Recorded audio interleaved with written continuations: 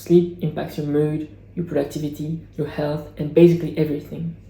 Bad sleep amounts to a bad life, whereas good sleep generally means a happier life.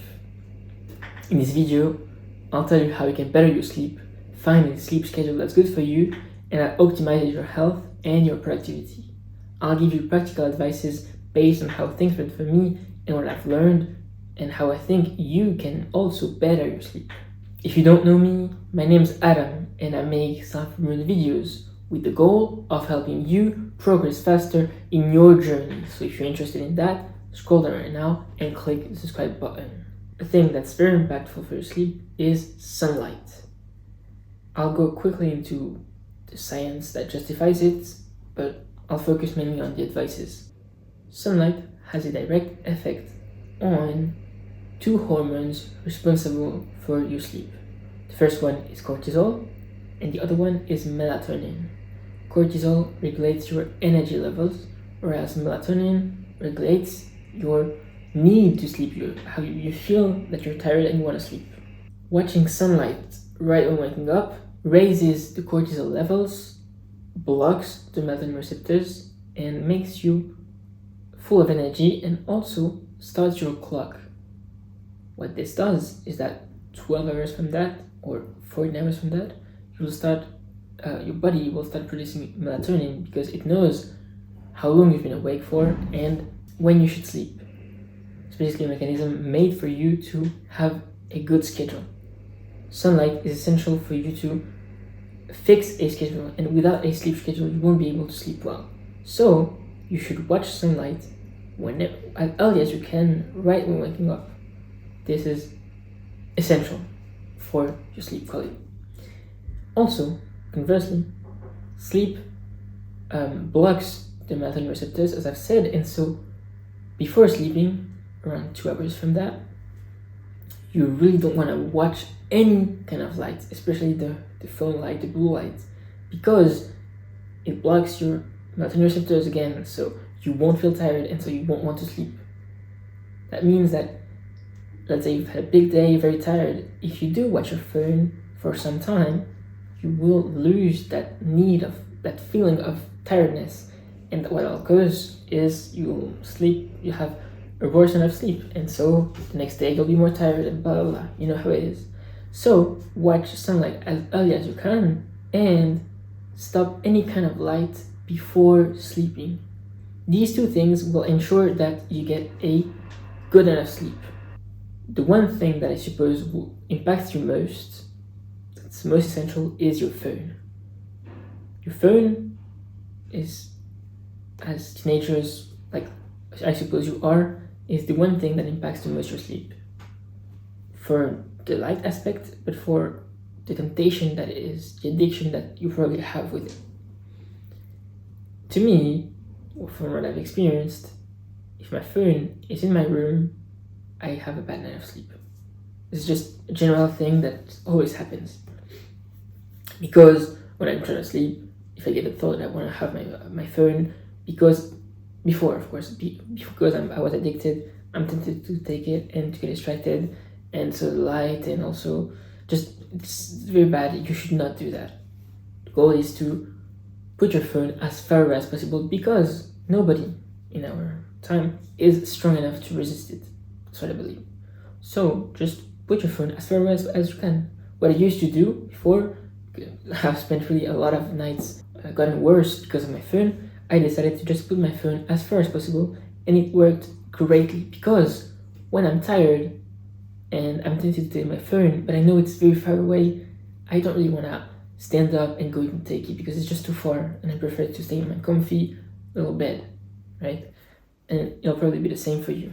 So basically just take your phone and put it as far away as possible to charge or something, or give it to someone else. Another thing that's important is that most people have a misconception about sleep. Most people think that 8 hours in bed is good. That isn't true, especially for us teenagers, because teenagers need from 8 to 10 hours of good sleep. And I say good sleep, not time in bed, because time in bed doesn't equal time asleep.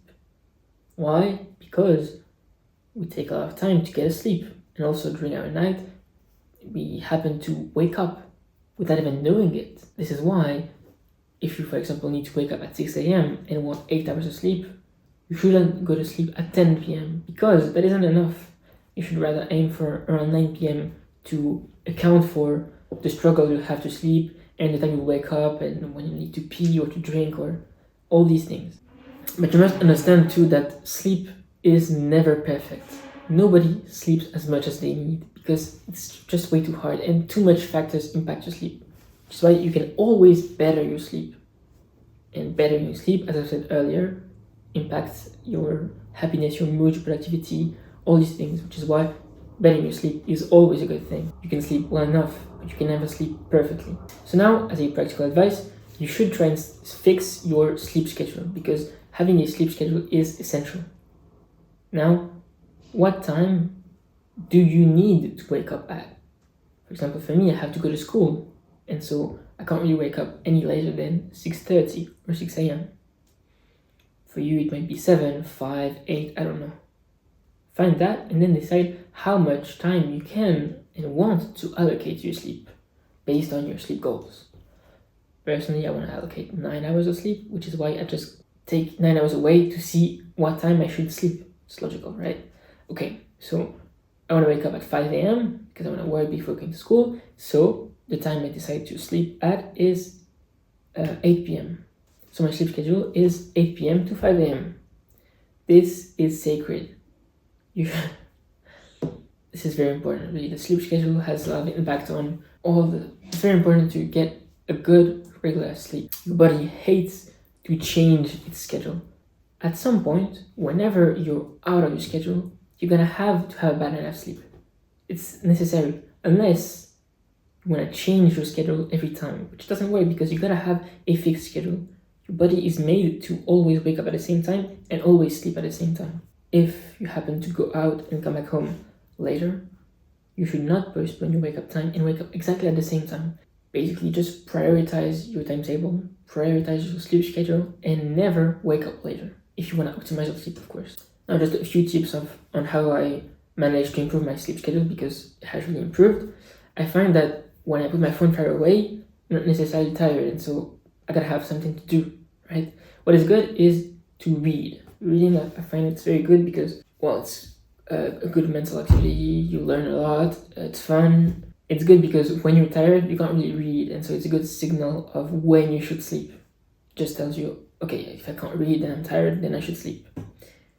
Another thing that's good is I happen sometimes to just think too much when I'm trying to sleep because I have so much ideas in my head and I end up just thinking for hours long, and of course then I get less sleep. What's good is to journal. Journal, I find it really does empty my mind because it makes my ideas clear. So if you ever find yourself thinking too much, overthinking about stuff, get a piece of paper and write about that. Think, reflect. The last thing also is that you should be careful with caffeine because coffee does have a huge impact on your sleep. Caffeine stays in your blood for 8 to 12 hours. And caffeine blocks your receptors of melatonin, which means that when you have caffeine in your blood, in your body, you don't feel that you're tired. Which is why past a certain time, which is generally around 10 a.m., 11 a.m., you should not consume caffeine because then when you try and sleep, you won't be tired. The last thing I'd like to say is that if you're ever feeling like things are too hard, please remember that it's not supposed to be easy. Otherwise, everyone would be doing it. Alright then, see you in the next one.